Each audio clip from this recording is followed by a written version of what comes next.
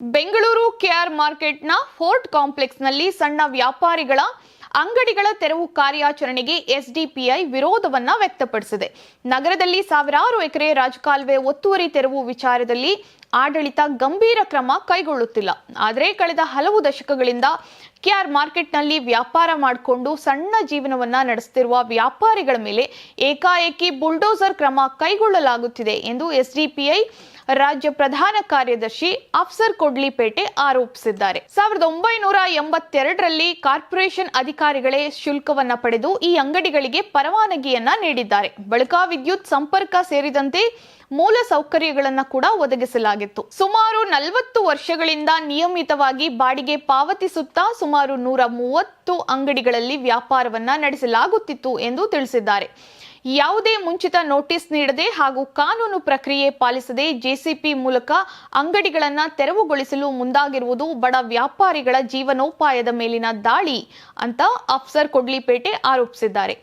ಈ ಹಿನ್ನೆಲೆಯಲ್ಲಿ ಅಫ್ಸರ್ ಕೊಡ್ಲಿಪೇಟೆ ಹಾಗೂ ಬೆಂಗಳೂರು ಉತ್ತರ ಜಿಲ್ಲಾ ಅಧ್ಯಕ್ಷ ಸಲೀಂ ಅಹ್ಮದ್ ನೇತೃತ್ವದ ಎಸ್ಡಿಪಿಐ ನಿಯೋಗ ಸ್ಥಳಕ್ಕೆ ಭೇಟಿ ನೀಡಿ ದಾಖಲೆಗಳನ್ನು ಪರಿಶೀಲಿಸಿದೆ. ಸಂತ್ರಸ್ತ ವ್ಯಾಪಾರಿಗಳೊಂದಿಗೆ ಮಾತುಕತೆಯನ್ನ ನಡೆಸಿ ಅವರ ಕಾನೂನು ಹೋರಾಟಕ್ಕೆ ಬೆಂಬಲ ನೀಡುವುದಾಗಿ ಭರವಸೆಯನ್ನ ನೀಡಿದೆ. ದೊಡ್ಡ ಮಟ್ಟದ ಒತ್ತುವರಿಗಳನ್ನ ನಿರ್ಲಕ್ಷಿಸಿ ಬಡ ವ್ಯಾಪಾರಿಗಳ ಮೇಲೆ ಮಾತ್ರ ಕ್ರಮ ಕೈಗೊಳ್ಳುವುದು ದ್ವಂದ್ವ ನೀತಿ ಎಂದು ಎಸ್ಡಿಪಿಐ ಆರೋಪಿಸಿದೆ. ಸರ್ಕಾರ ಕಾನೂನುಬದ್ಧ ಹಾಗೂ ಮಾನವೀಯ ರೀತಿಯಲ್ಲಿ ನಡೆದುಕೊಂಡು ವ್ಯಾಪಾರಿಗಳ ಜೀವನೋಪಾಯವನ್ನ ರಕ್ಷಿಸಬೇಕು ಎಂದು ಅಫ್ಸರ್ ಕೊಡ್ಲಿಪೇಟೆ ಆಗ್ರಹಿಸಿದ್ದಾರೆ. ಬಡವರ ಹಕ್ಕುಗಳ ರಕ್ಷಣೆಗೆ ಎಸ್ಡಿಪಿಐ ಹೋರಾಟ ಮುಂದುವರಿಸಲಿದೆ ಎಂದು ಅವರು ಎಚ್ಚರಿಸಿದ್ದಾರೆ. ಈ ಸಂದರ್ಭದಲ್ಲಿ ಸ್ಥಳೀಯ ವ್ಯಾಪಾರಿಗಳ ಸಂಘದ ಪದಾಧಿಕಾರಿಗಳು ಹಾಗೂ ಎಸ್ಡಿಪಿಐ ಸ್ಥಳೀಯ ಮುಖಂಡರು ಉಪಸ್ಥಿತರಿದ್ದರು.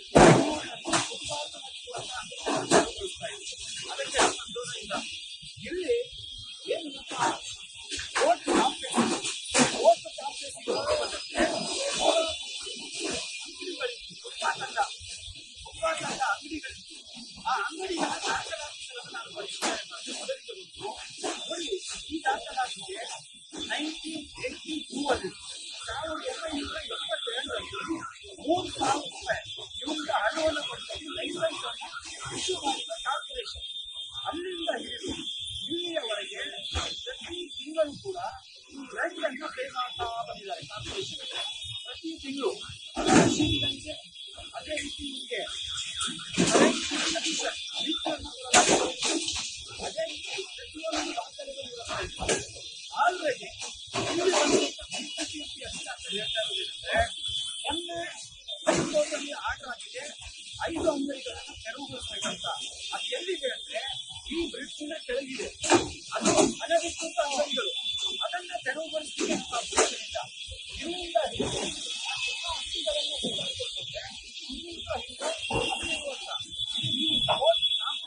ಅಂಗಡಿಗಳಿಗೆ ಯಾವುದೇ ಹೈಕೋರ್ಟ್ ಡೆಮಾಲಿಷ್ ಮಾಡಲಿಕ್ಕೆ.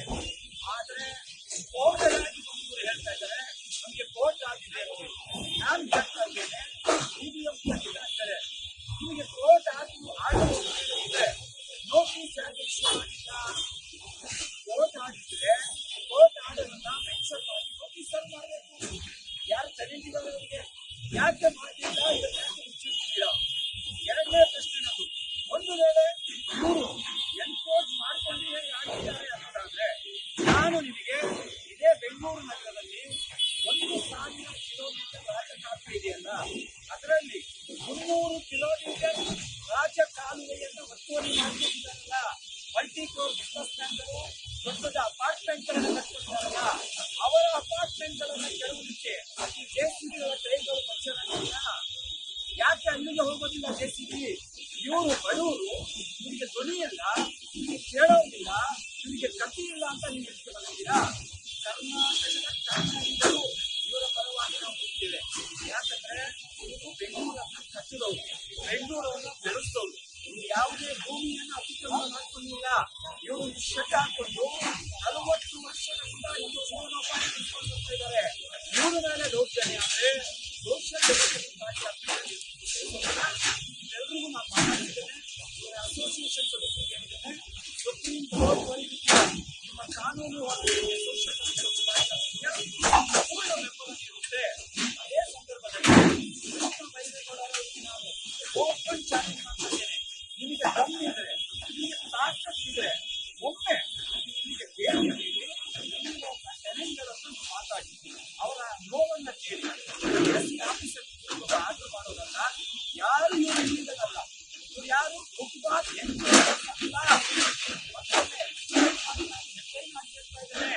ಫುಟ್ಬಾಲ್ ಎನ್ಕೋಚರ್ಸ್ ಯಾರಿದ್ದಾರೆ ನಮ್ಮ ಅಧ್ಯಕ್ಷರಿಲ್ಲ. 40 ವರ್ಷಗಳಿಂದ ಕಾರ್ಪೊರೇಷನ್ನಲ್ಲಿ ಅಧಿಕೃತವಾಗಿ ಲೈಸೆನ್ಸ್ ಪಡೆದು ರೆಂಟನ್ನು ಪೇ ಮಾಡಿ ಬಾಡಿಯ ಕಟ್ಟಡವನ್ನು ರಾಜ್ಯದಾರರು ಯಾರಿಗೆ ಕೆಲಸ ಮಾಡ್ತಾರೆ. ಕೃಷ್ಣಬೈರೇಗೌಡ್ರೆ ಇಲ್ಲಿಗೆ ಬರಲೇಬೇಕು. ನೀವಿಲ್ಲಿಗೆ ಬರ್ತಿದ್ದಾದ್ರೆ ಇವರೆಲ್ಲರೂ ಕೂಡ ನಿಮ್ಮ ಮನೆಗೆ ಬರ್ತಾರೆ, ವಿಧಾನಸೌಧಕ್ಕೆ ಬರ್ತಾರೆ. ಪಾಪ ಬಡವರು ಸ್ವಾಮಿ ಬೆಳಿಗ್ಗೆ ಎದ್ದು 10 ಗಂಟೆಗೆ ಅಂಗಡಿ ಓಪನ್ ಮಾಡಿ 5 ಗಂಟೆವರೆಗೆ ಅಂಗಡಿಗೆ ದುಡ್ಡು 1 ಕಿಲೋ ಅಕ್ಕಿ ಹೋಗ್ತಾ ಇದ್ದಾರೆ. ಯಾರು ಹೆಲಿಕಾಪ್ಟರ್ ಖರೀದಿ ಮಾಡ್ತಾ ಇಲ್ಲ, ಯಾರು ಏರ್ಪೋರ್ಟ್ ಖರೀದಿ ಮಾಡ್ತಾ ಇಲ್ಲ. ಬಡವರ ಮೇಲೆ ದೌರ್ಜನ್ಯ ಮಾಡಬೇಕು. ಒಂದು ವೇಳೆ ನಮ್ಮ ಕೂಗಿಗೆ ಸ್ಪಂದಿಸಲಿಲ್ಲ ಅಂತ ಹೇಳಿದ್ರೆ ಈ ಬಡವರ ಶಾಪ ಕುಟುಂಬಕ್ಕೆ ಬರ್ತದೆ. ಹಾಗಾಗಿ ಈ ಶಾಪವನ್ನು ತಗೋಬೇಡಿ. ಸರ್ಕಾರ ಬಡವರ ಪರವಾಗಿದೆ, ಸರ್ಕಾರ ಅಶಕ್ತರ ಪರವಾಗಿದೆ. ಹಾಗಾಗಿ ಇವತ್ತು ಈ ಜನರ ಪರವಾಗಿ ನಾವು ಕಾರ್ಯ ಕನಿಷ್ಠ ಮಾನವೀಯತೆ. ಒಂದು ವೇಳೆ ಇದರಿಂದ ಒಕ್ಕಲೆ ಎಬ್ಬಿಸಬೇಕು ಅನ್ನೋದಾದ್ರೆ ಏನಾದರೂ ವ್ಯವಸ್ಥೆ ಮಾಡಿ ನೋಟಿಸ್ ಮಾಡಿ ಈಗ ಕಾರ್ಪೊರೇಷನ್ ಅಭಿವೃದ್ಧಿ ಮಾಡಿ ಸುಪ್ರೀಂ ಕೋರ್ಟ್ನ ಏನು ವರದಿದೆ ದಯವಿಟ್ಟು ಮನವಿ ಮಾಡ್ತಾ ಇದ್ದೇವೆ. ಇದಕ್ಕೆ ಪರಿಹಾರವನ್ನ ಸರ್ಕಾರ, ಬೆಂಗಳೂರಿನ ಸಚಿವರು, ಶಾಸಕರು